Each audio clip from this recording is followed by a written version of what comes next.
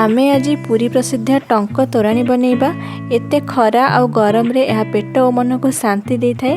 तो चलते देखी नबा आज रेसिपी।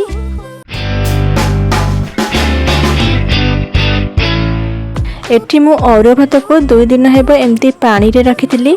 अरुआ भात आ पानी रो क्वांटिटी आपन आपन को हिसाब रे नहीं पारिबे। भात को एमती हल्का चकटी नेबा। पानी सब को गोटे पात्र रे काढी नबा। से गोटे लेंबू, गोटे इंच आंब अदा, 3 ରୁ 4टी कंचा लंका, किछि भृषंग पत्र आउ किछि लेंबू पत्र नहीं सांग माने मु एठी गोटे कप दही देइछि।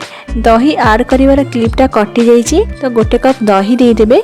गोटे चम्मच भजा जीरा गुंड, स्वाद अनुसार लूण दे हल्का से चकटी नेबा। जेमिति आमे एथिरे जहाँ भी सब ऐड कले तार फ्लेवर तोराणी रे आसी जिवो। आपण माने एथिरे बरफ भी पकई परिबे। एबे हमर ठंडा ठंडा टंक तोराणी पीबा पाई रेडी।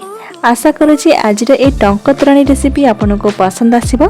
वीडियो पसंद आसिले लाइक शेयर और चैनल को सब्सक्राइब करबा को भूलिबेनी। तो पुणी आसीबी आ गोटे रेसिपी नै। रहुछि धन्यवाद। जय जगन्नाथ।